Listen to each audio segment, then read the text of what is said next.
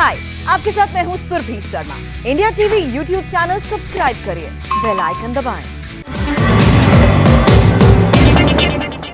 नमस्कार।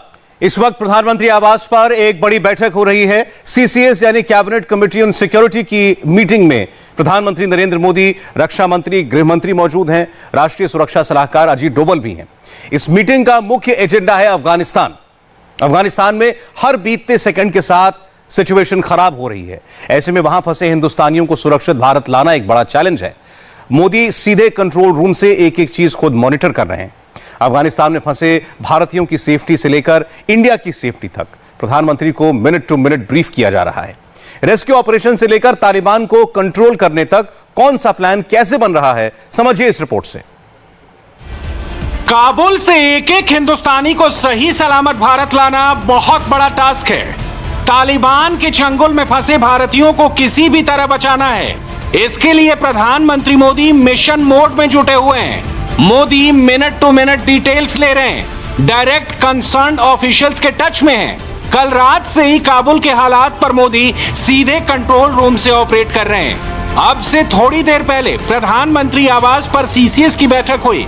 मीटिंग में पीएम समेत गृह मंत्री और रक्षा मंत्री भी मौजूद रहे।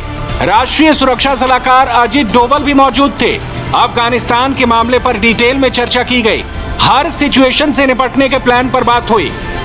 आज काबुल से इंडियन एयरफोर्स का विमान उड़ने से लेकर भारत में लैंड करने तक मोदी हर छोटी बड़ी अपडेट खुद ले रहे थे।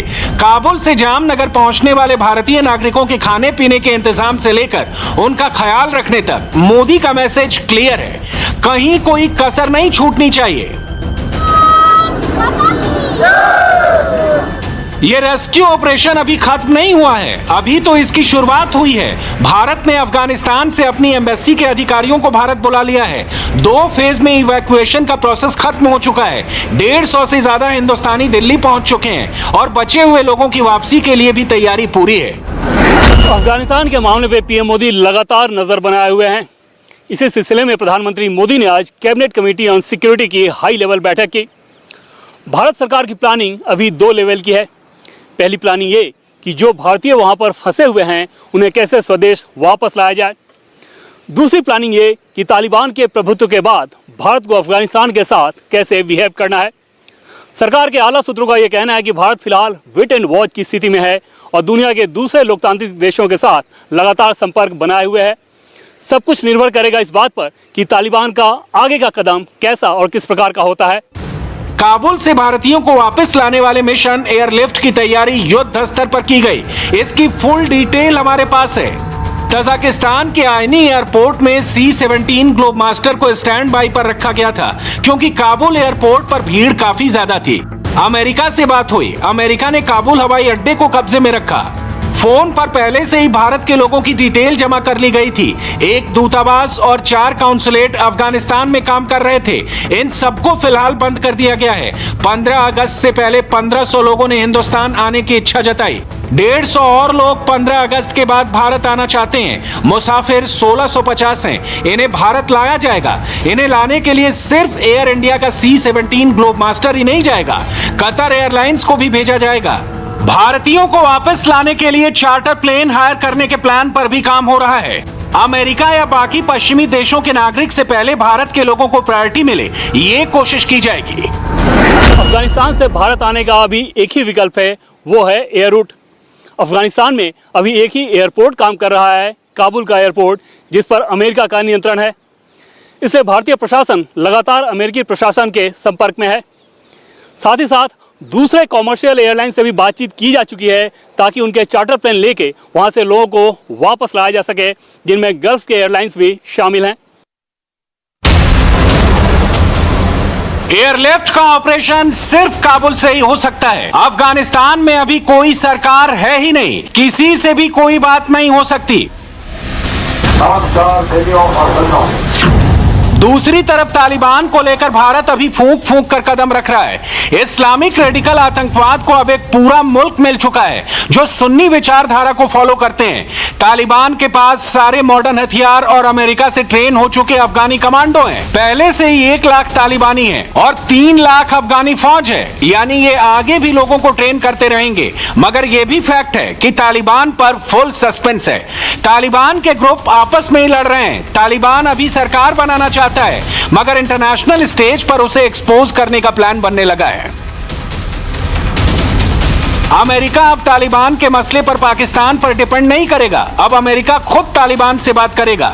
दूसरी तरफ भारत, रूस, उज्बेकिस्तान और तजाकिस्तान सबसे संपर्क में है। क्या तालिबान को मान्यता दी जाए, इस पर भारत अभी वेट करेगा। बाकी लोकतांत्रिक देश तालिबान के मसले पर कैसे व्यवहार करते हैं, इस पर भारत नजर रखेगा। एक लाइन में कहें तो तालिबान पर फैसला करने में सरकार कोई जल्दबाजी नहीं करेगी। मगर क्या अफगानिस्तान में तालिबान का आना कश्मीर के लिए चिंता की बात है? क्या कश्मीर को लेकर परेशान होने की जरूरत है? सूत्रों के मुताबिक कश्मीर को लेकर सरकार सतर्क रहेगी, लेकिन फिलहाल डरने की जरूरत नहीं है। सरकार तालिबान पर ज्यादा नहीं, पाकिस्तानी खुफिया एजेंसी आईएसआई के रोल पर ज्यादा फोकस करेगी, क्योंकि आईएसआई तालिबान को इन्फ्लुएंस करने की कोशिश कर सकती है। लश्कर ए तैयबा और लश्कर ए जंगवी जैसे पाकिस्तानी आतंकी संगठन अफगानिस्तान में एक्टिव हैं। सूत्रों के मुताबिक पाकिस्तान के आतंकी संगठनों के आतंकवादी तालिबान के साथ मिलकर लूटपाट कर रहे हैं। पैसा वसूली, टीवी लूटने तक का काम पाकिस्तानी आतंकवादी ग्रुप के आतंकी कर रहे हैं और भारत की इस पर कड़ी नजर है। अफगानिस्तान में तालिबान कैसे पावर शेयर करेगा, फिलहाल यह तय नहीं है। तालिबान के पास इस वक्त भी 50 से 60% ही अफगानिस्तान है, इसलिए आगे देखना होगा। सवाल है कि तालिबान फौज बढ़ाएगा तो पैसा कहां से आएगा। अब तक तालिबान का मेन धंधा ड्रग्स ही रहा है, इसलिए चीन का रोल बढ़ सकता है। चीन ने इशारा भी दिया है, लेकिन रूस और अमेरिका जा चुका है, तो चीन भी ज्यादा कुछ नहीं कर पाएगा। यानी अफगानिस्तान में अभी बहुत कुछ बाकी है। तालिबान के खिलाफ मोदी का प्लान तैयार है, मगर फिलहाल भारत सरकार वेट एंड वॉच की नीति पर काम कर रही है। कल क्या होगा, इसका ट्रेलर अफगानिस्तान की सड़कों पर अभी से दिखाई देने लगा है। काबुल एयरपोर्ट के भीतर और बाहर अभी भी पैनिक का माहौल है। एयरपोर्ट की छत पर स्नाइपर्स तैनात हैं और बाहर आतंकवादी खड़े हैं। अफगानिस्तान से आज भी कई सारे ऐसे वीडियोज आए जो डराने वाले हैं। काबुल से लेकर जलालाबाद तक लेटेस्ट सिचुएशन क्या है, इस रिपोर्ट से समझते हैं। ये तालिबान के खौफ की सबसे भयानक तस्वीर है।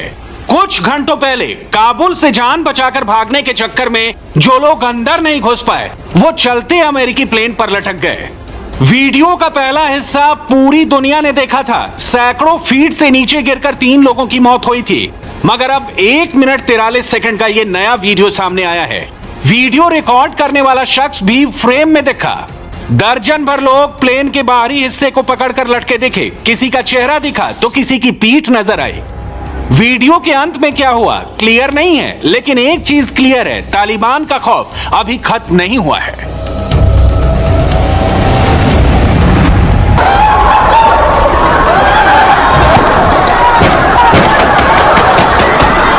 काबुल एयरपोर्ट पर आतंक का तांडव जारी है। नॉन स्टॉप फायरिंग का यह पहला वीडियो है।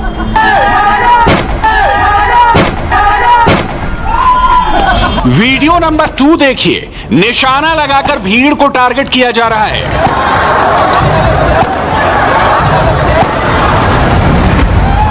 वीडियो नंबर 3 में जबरदस्त पैनिक है। एयरपोर्ट के अंदर दाखिल होते लोगों का 15 सेकंड का यह वीडियो गौर से देखिए और चीख पुकार सुनिए।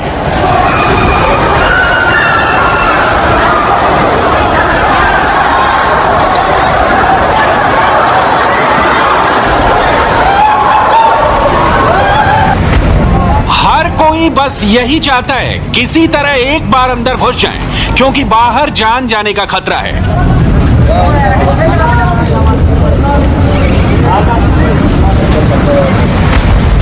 वजह इस तस्वीर से समझिए। सामने हामिद करजई इंटरनेशनल एयरपोर्ट का एंट्री पॉइंट और बीच सड़क पर हथियार से लैस तालिबानी आतंकी। खतरा कितना बड़ा है, इसका अंदाजा आप इसी बात से लगा सकते हैं कि काबुल एयरपोर्ट को स्नाइपर्स ने घेर लिया है। छतों पर सबकी तैनाती हो गई है।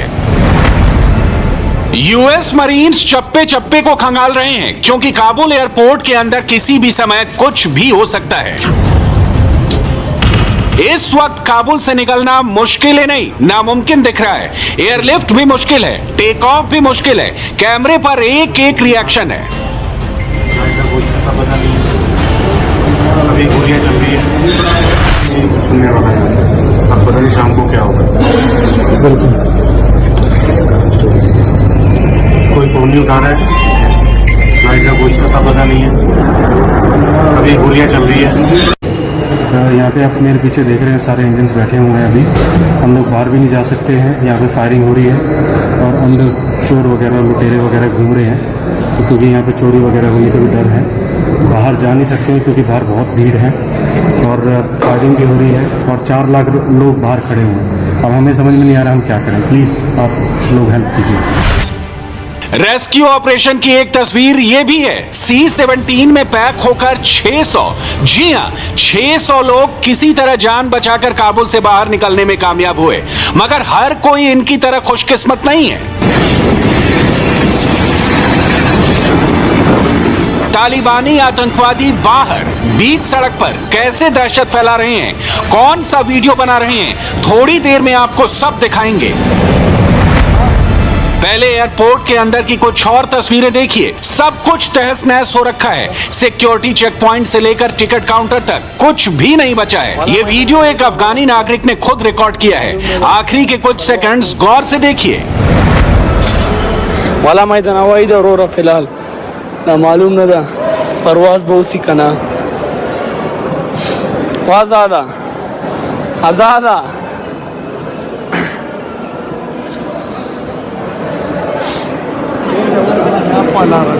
अमगला रहा राजा कहाँ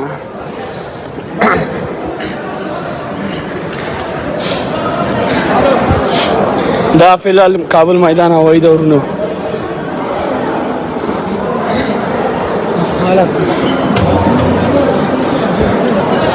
मैदान हवाई दा उड़ काबुल मैदान हवाई आजाद तशनाब दा आजादा तशनाब दा राजा।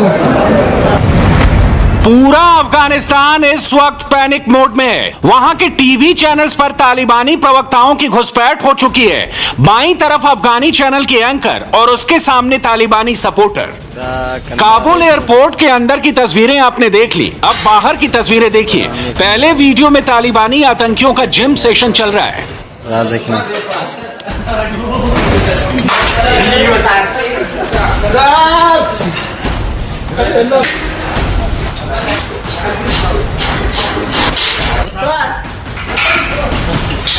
तालिबान के आतंकियों ने बच्चों के प्लेग्राउंड और उनके खिलौनों को भी अपने मनोरंजन का जरिया बना लिया है। एक हाथ में हथियार, दूसरे में मौज मस्ती की स्टीयरिंग।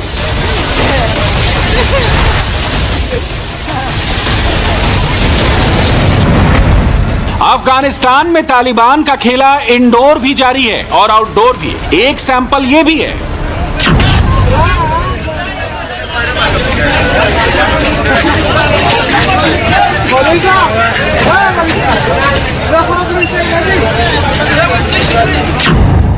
मगर इन तस्वीरों में जो दिख रहा है उन पर मत जाइए, क्योंकि अब जो आप देखेंगे वो असली तालिबान है।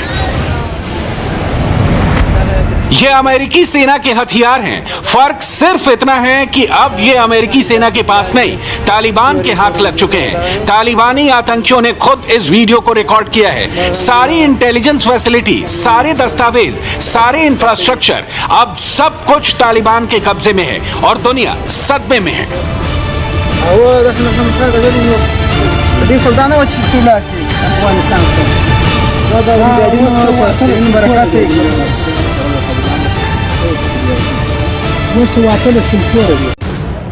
अफगानिस्तान के लोग तालिबान के शासन को 20 साल पहले भुगत चुके हैं और अब डर इसी बात का है कि कहीं वही दौर तो एक बार फिर वापस नहीं आ जाएगा। जवाब इस वीडियो में है। तालिबानी आतंकी बीच सड़क पर लोगों को मारने की धमकियां देने लगे हैं। वीडियो में दिख रहा तालिबानी आतंकी एक अफगानी नागरिक के सीने में 30 गोलियां दागने की बात कह रहा है। यानी सब कुछ बीच चौक चौराहे होने लगा है। एक ऐसी घटना उस वक्त भी हुई जब तालिबानी आतंकियों ने जेल के भीतर से अलकायदा के आतंकियों को रिहा कराया। पाकिस्तानी पत्रकार हामिद मीर ने इसकी पूरी इनसाइड स्टोरी सुनाई और ये भी बताया कि आने वाले दिनों में हालात बद से बदतर होने वाले हैं। बहुत ध्यान से 2 मिनट का ये बयान सुनिएगा। तालिबान है ना, वो मॉडरेट है ना वो एग्रेसिव है। तालिबान है, लेकिन जो आज के तालिबान है ये पिछले वाले तालिबान से कुछ ज्यादा मुझे खतरनाक इसलिए लगते हैं कि जो पहले वाले तालिबान थे, 20 साल पहले वाले तालिबान, वो सिर्फ लड़ने मरने पर आमादा रहते थे, जान लेना है जान देना है। लेकिन ये जो आज के तालिबान है, इन्होंने देखिए कितने शार्पली, कितना क्लेवरली इन्होंने पूरी दुनिया को, इंटरनेशनल पावर्स को डिसीव किया है। जो पिछले साल दोहा में एग्रीमेंट हुआ था उस पर इन्होंने साइन किए थे। उसमें इन्होंने ये वादा किया था कि ये पॉलिटिकल सेटलमेंट के जरिए अफगानिस्तान का मसला हल करेंगे, लेकिन वो भागकर सबको धोखा देके वो काबुल में घुस गए हैं और उन्होंने कब्जा कर लिया है। तो ये ज्यादा खतरनाक है। लेकिन जो आप कह रहे हैं आने वाले दिनों में, आपने आईएसआईएस का भी जिक्र किया है, तो जो कल हुआ है काबुल की पुलचरखी जेल में, वो शायद मीडिया में इतना रिपोर्ट नहीं हुआ, लेकिन वो बहुत, उसमें आपके सब सवाल का जवाब मिल जाएगा। काबुल की पुलचरखी जेल में हजारों की तादाद में बहुत से लोग कैद थे। उसमें कुछ ऐसे लोग भी थे जिनका ताल्लुक तहरीके तालिबान पाकिस्तान से था, जो पाकिस्तान में वांटेड थे, और उसमें ऐसे भी लोग थे जिनका ताल्लुक दाइश के साथ, यानी कि आईएसआईएस अफगानिस्तान पाकिस्तान के साथ था। और ये दोनों एक दूसरे के मुखालिफ हैं, ये एक दूसरे से लड़ते रहे हैं। कल जब तालिबान ने उस जेल को तोड़ा तो उन्होंने जो टीटीपी के लोग थे, जो तहरीके तालिबान पाकिस्तान के लीडर थे, जैसा कि मौलवी फकीर मोहम्मद हैं, जो कि अलकायदा के एलाई हैं, जिन्होंने पब्लिकली एक्नॉलेज किया कि मैं अलकायदा के साथ हूं, तो अफगान तालिबान ने उनको रिलीज कर दिया, उनको छोड़ दिया। और जो आईएसआईएस के लोग थे, जिसमें एक अबू उमर खुरासानी है, जिनके साथियों ने पिछले साल काबुल के गुरुद्वारे पे अटैक किया था और बहुत से जो सिख हैं उनकी जानें ली थी, उनको तालिबान ने मार दिया, जेल के अंदर ही मार दिया। तो इससे ये लगता है कि अगर, और उसको फिर कुन्नड़ में आज उसकी तदफीन भी होगी, उसका बरियल भी कुन्नड़ में हो गया है, अफगानिस्तान के सूबे कुन्नड़ में। इससे आप ये अंदाजा लगा, मैंने आपको एक मिसाल देकर ये साबित किया है कि अलकायदा और पाकिस्तानी तालिबान, उसको अफगान तालिबान अपना इलाई समझते हैं, उनको जेल से उन्होंने निकाला है सेफली। और जो आईएसआईएस है, उसका जो लीडर था वहां पे अबू उमर खुरासानी, उसको उन्होंने जेल के अंदर मार दिया, उसको कोई ट्रायल नहीं हुआ। तो उसका ट्रायल होना चाहिए था। इसका मतलब यह है कि आहिस्ता आहिस्ता जैसे जैसे दिन गुजरेंगे तो वहां पर इसका रिटेलिएशन हो सकता है और हम सिविल वॉर की तरफ जा सकते हैं, ये आपस में भी लड़ सकते हैं। इस वक्त काबुल से लेटेस्ट अपडेट यह है कि एयरपोर्ट के बाहर तालिबानी आतंकियों ने इलाके को घेर रखा है। बाहर दनादन गोलियां दागी जा रही हैं। एयरपोर्ट के एक्सेस को, यानी अंदर जाने वाले रास्तों पर तालिबान का फुल कंट्रोल है। ऐसे में रेस्क्यू ऑपरेशन अपने आप में एक बड़ा चैलेंज है। यानी जो लोग काबुल के अलग अलग इलाकों में फंसे हैं, उनके लिए सबसे बड़ा चैलेंज एयरपोर्ट के भीतर दाखिल होने का है। रही बात एयरपोर्ट के अंदर की, तो आज की तस्वीरें देख लीजिए। कल तक जान बचाने के लिए लोग अमेरिकी C-17 ग्लोब मास्टर पर लटके थे, और आज कोई हवाई जहाज के विंग्स पर जा बैठा, तो कोई जहाज के ऊपर जा बैठा। सिचुएशन पूरी तरह आउट ऑफ कंट्रोल है और ऐसा लग रहा है कि आने वाले दिनों में हालात बद से बदतर होने वाले हैं।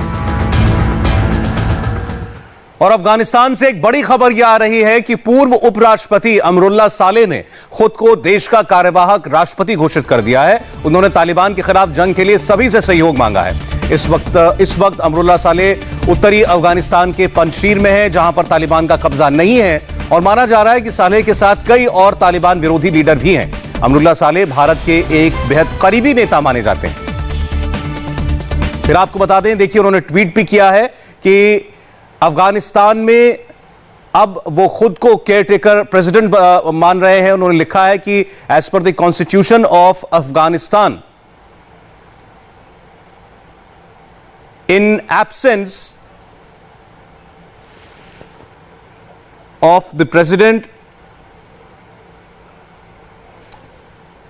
एफवीपी बिकम्स द केयरटेकर प्रेसिडेंट। जो वाइस प्रेसिडेंट होता है वो अगर राष्ट्रपति ना हो, मौजूद ना हो, अगर वो अगर वो भाग जाए या वो इस्तीफा दे दें या उनकी मौत हो जाए, तो जो एफवीपी होगा, वाइस प्रेसिडेंट होगा, वो केयरटेकर प्रेसिडेंट बन जाएगा। और वो कह रहे हैं कि मैं इस वक्त अपने देश के अंदर ही मौजूद हूं और इसलिए मैं लेजिटिमेट केयरटेकर प्रेसिडेंट हूं और मैं सभी लीडर से उनकी सपोर्ट के लिए आह्वान करता हूं। तो अमरुल्लाह सालेह खुद को अब अपने आप को लेजिटिमेट लीडर बता रहे हैं अफगानिस्तान का। अफगानिस्तान के लोगों का डर दूर करने के लिए तालिबान मीठी मीठी बातें कर रहा है, दुनिया को यह दिखा रहा है कि वो बदल गया है, उसने सबको माफ कर दिया है। तालिबान ने सरकारी महिला कर्मचारियों को भी वापस काम पर आने को कहा है। लेकिन सच यह है कि असल तालिबान आज भी वही है जो 20 साल पहले था। आज तालिबान के मौलवी पहले से भी ज्यादा खतरनाक हैं। मोहतरम मुजाहिदीनों, मेरे मोहतरम मेरे मुजाहिदीनों, मैं आपको एक हिदायत का पैगाम देना चाहता हूँ।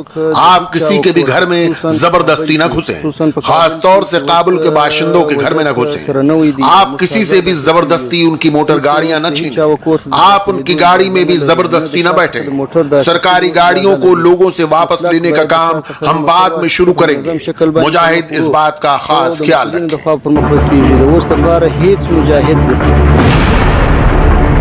ये आवाज है तालिबान के नायब मोमिन यानी डिप्टी चीफ मुल्ला याकूब की। वो काबुल में हथियारों के साथ घूम रहे अपने लड़ाकों को आगाह कर रहा है और वो लोगों से जबरदस्ती ना करें, लोगों से गाड़ियां ना छीनें। मुल्ला याकूब सिर्फ तालिबान का डिप्टी चीफ नहीं, वो 1996 से 2001 में अफगानिस्तान में तालिबान की हुकूमत के सदर मुल्ला उमर का बेटा भी है। अगर पिछले 20 साल में तालिबान में कोई बदलाव दिख रहा है तो वो यही है। तालिबान के लड़ाके तो नहीं बदले, उनके लीडर्स के बोल जरूर बदल गए हैं, कम से कम दुनिया को दिखाने के लिए ही सही। इसलिए वो पिछले 2 दिनों से काबुल में मची भगदड़ के बीच दुनिया को यही भरोसा दे रहे हैं कि वो किसी को नुकसान नहीं पहुंचाएंगे। The security of the Kabul city हमारा जोर अभी काबुल शहर की सुरक्षा पर है। हम चाहते हैं कि लोगों की संपत्ति और उनके सम्मान को कोई नुकसान न हो, लोग मारे न जाएं। हमारे लिए ये जरूरी है कि हम लोगों की हिफाजत के लिए हर मुमकिन कदम उठाएं। अभी हम इसी बात पर ध्यान दे रहे हैं। So that you are doing right now. जो तालिबान कभी औरतों के सिर से पांव तक ढक कर रखने, उनके पढ़ाई और नौकरी न करने की बात कर रहा था, उसी तालिबान के लीडर आज अफगान टीवी चैनलों पर महिला एंकर्स को इंटरव्यू दे रहे हैं। तालिबान ने पूरे देश में आम माफी का ऐलान कर दिया है। उन्होंने कहा है कि जिस तरह इस्लाम के पैगंबर मोहम्मद ने मक्का फतेह करने के बाद सबको आम माफी दे दी थी, उसी तर्ज पर वो भी सबको माफ कर रहे हैं। तालिबान ने महिलाओं से भी अपील की है कि वो घबराएं नहीं और काम पर लौट आए, निजाम चलाने में उनकी मदद करें। ये बदले हुए बोल, ये इमेज मेकओवर, क्या वाकई 20 बरस में तालिबान बदल गया है? क्या अब वो गोलीबारी, हिंसा, कट्टरपंथ और दुश्मनों को सिर्फ मार डालने जैसे रास्तों पर नहीं चलेगा? तालिबान की पब्लिक बयानबाजी से ठीक उलट जमीनी हालात बिल्कुल अलग है। काबुल में मौजूद पत्रकार क्या बताते हैं, वो सुनिए।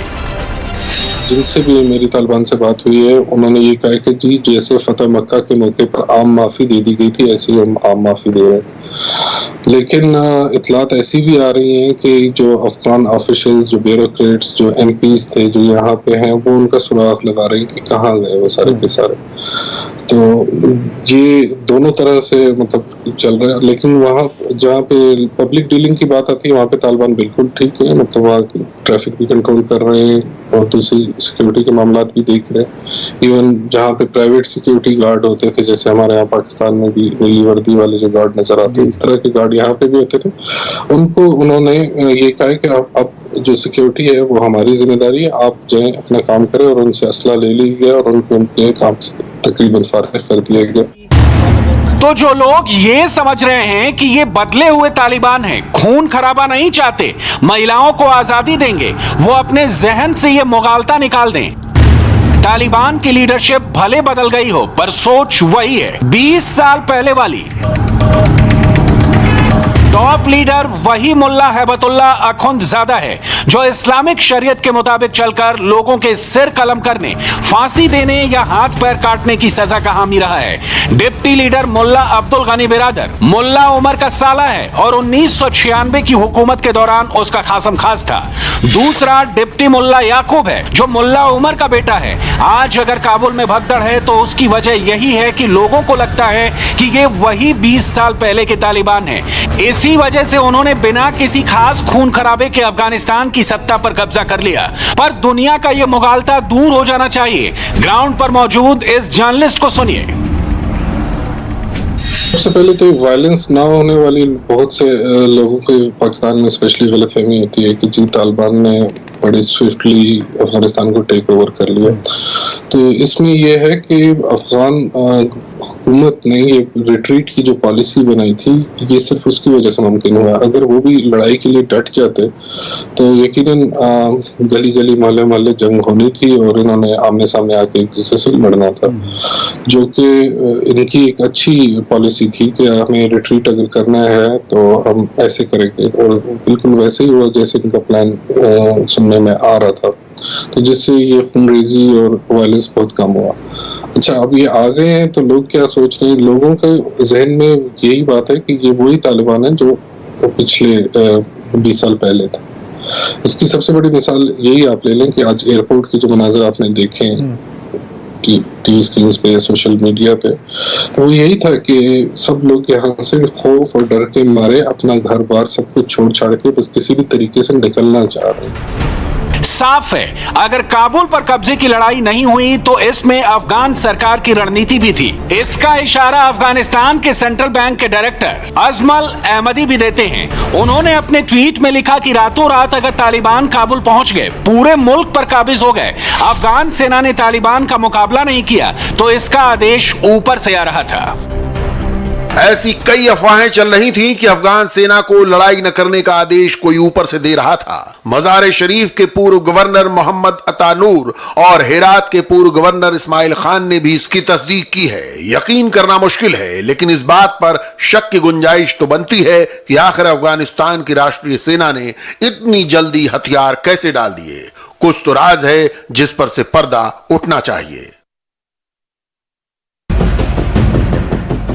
अमेरिका के अफगानिस्तान छोड़ने के ऐलान के साथ ही तालिबान ने मुल्क पर कब्जे की आखिरी लड़ाई शुरू कर दी थी। अमेरिकी राष्ट्रपति जो बाइडेन ने 14 अप्रैल 2021 को कहा था कि अमेरिकी सेनाएं 1 मई से अफगानिस्तान से लौटना शुरू करेंगी और 11 सितंबर तक ये काम पूरा हो जाएगा। बाइडेन की इस घोषणा के 20 दिन के अंदर तालिबान ने काबुल कूच का ऐलान कर दिया। 4 मई को तालिबान के लड़ाकों ने हेलमंद सूबे पर कब्जे के लिए हमला किया। इसके साथ ही उन्होंने 6 और सूबों पर अटैक किया। 11 मई को तालिबान ने काबुल के करीब नर्ख जिले को जीत लिया। 7 जून को मुल्क के 34 में से 26 सूबों में जंग छिड़ी हुई थी।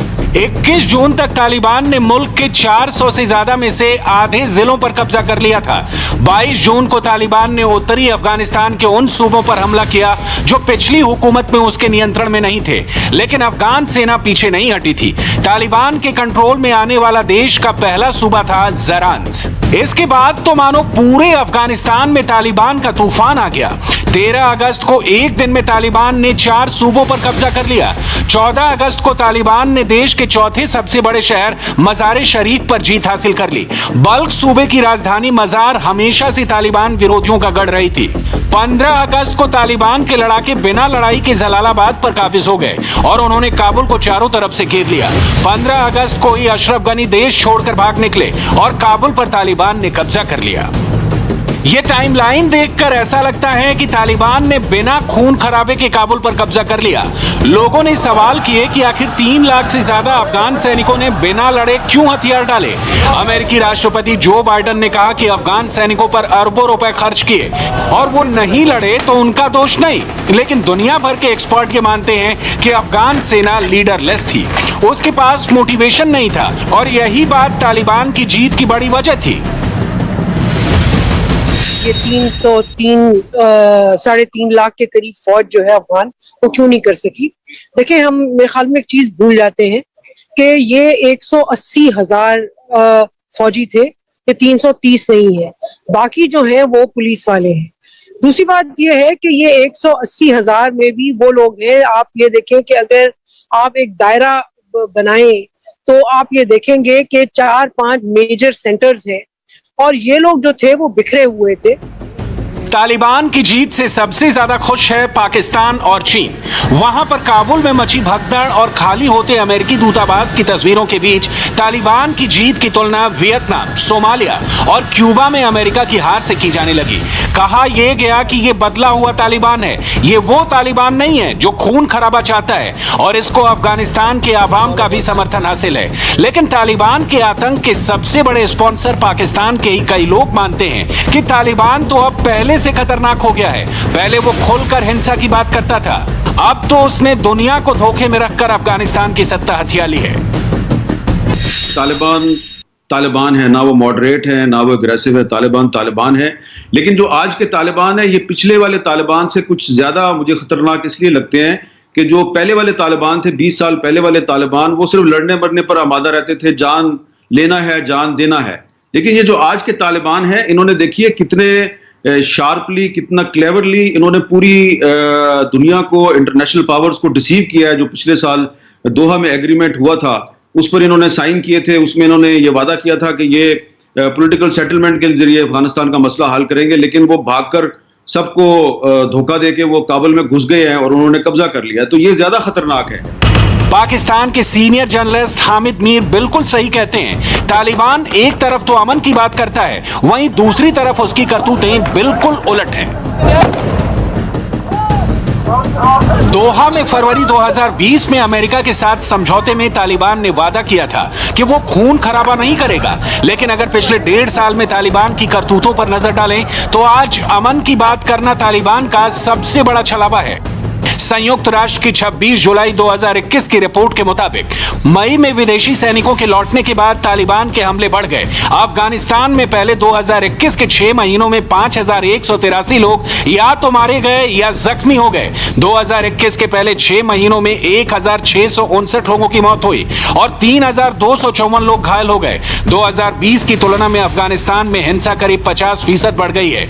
इस हिंसा की जिम्मेदार विदेशी सेनाएं नहीं, तालिबान ही है। इस दौरान मारे गए जख्मी हुए लोगों में से आधे से ज्यादा महिलाएं और बच्चे हैं। पिछले कुछ महीनों के दौरान पढ़ने वाली लड़कियों, कामकाजी महिलाओं और पेशेवर महिलाओं पर तालिबान ने कई हमले किए।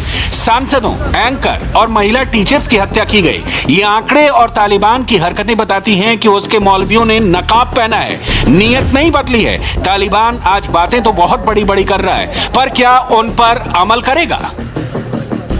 जो आईएसएस है उसका जो लीडर था वहां पे, अबू उमर खुरासानी, उसको उन्होंने जेल के अंदर मार दिया। उसको कोई ट्रायल नहीं हुआ, तो उसका ट्रायल होना चाहिए था। इसका मतलब यह है कि आहिस्ता आहिस्ता जैसे जैसे दिन गुजरेंगे तो वहां पर इसका रिटेलिएशन हो सकता है और हम सिविल वॉर की तरफ जा सकते हैं। ये आपस में भी लड़ सकते हैं। तो फिलहाल जो आईएसएस है वो बैकफुट पे है। वो उनके लोगों के पीछे लगे हुए हैं तालिबान, वो उनको मारेंगे और उसका फिर जो है वो रिटेलिएशन भी हो सकता है। अफगानिस्तान में तालिबान राज की वापसी से सबसे बड़ा खतरा है मुल्क के आतंक के गढ़ बन जाने का। पिछली बार जब तालिबान की हुकूमत आई थी तो दुनिया भर के जिहादी अफगानिस्तान में जमा हो गए थे। इनमें पाकिस्तान के जिहादी संगठन भी थे और अल कायदा जैसे संगठन भी।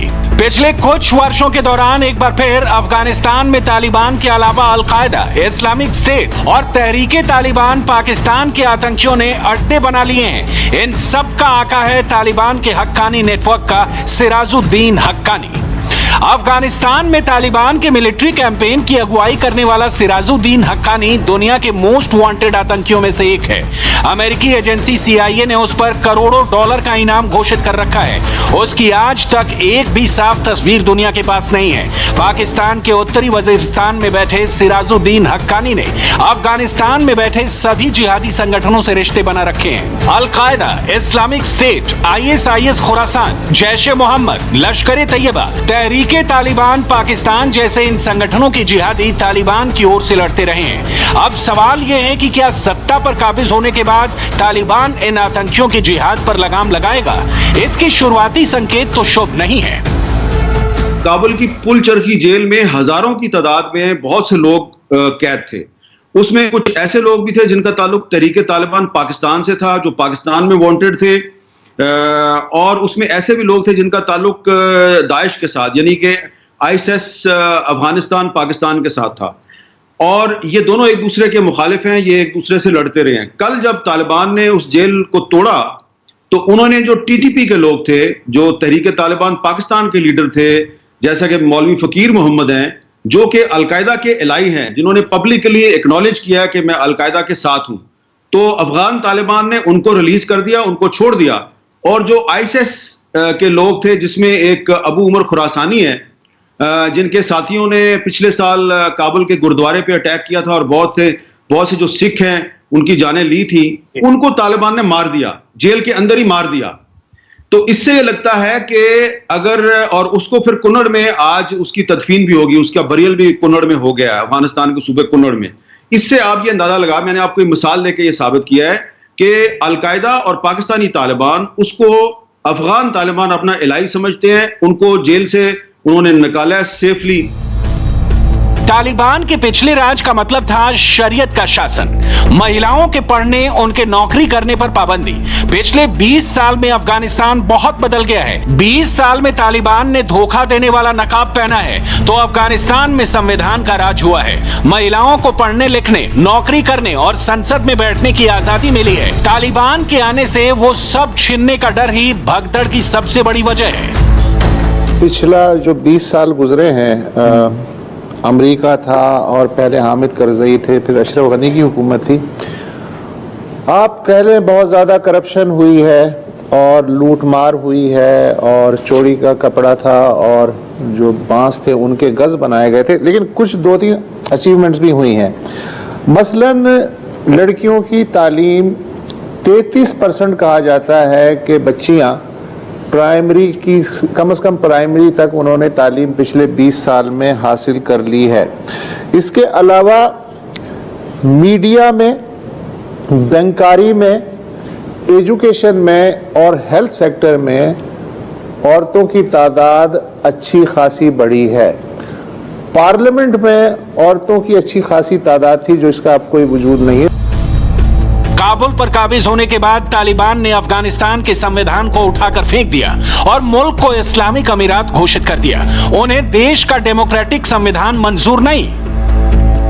पहला मुतालबा यह था अमरीकियों का, और तालिबान का मुकाबले में मुतालबा, उन्होंने कहा था कि आप इस आइन को मानेंगे और इसके तहत आप आगे बढ़ेंगे। तो तालिबान ने कहा अगर हमने इसी आइन को मानना था तो फिर हमने जद्दोजहद किस लिए की थी? ये आइन तुम्हारा है, तुम इसे लपेट के ले जाओ, हम तो सिर्फ यहाँ शरीयत नाफज करेंगे जिसके लिए हमने कुर्बानियां दी हैं और हमने नाफज करके रखे। जिस तालिबान को संविधान में यकीन नहीं, महिलाओं और आम इंसानों के हक की परवाह नहीं, जो दुनिया भर के जिहादी संगठनों के साथी हैं, उनके साथ मिलकर अमेरिका से लड़ते आए हैं, वो बदल गए हैं। इससे बड़ा कोई और झूठ नहीं हो सकता। कश्मीर के कुलगाम से गोलीबारी की बड़ी खबर आ रही है। खबर पर पूरा अपडेट लेकर वापस आते हैं बस 5 मिनट के एक ब्रेक के बाद।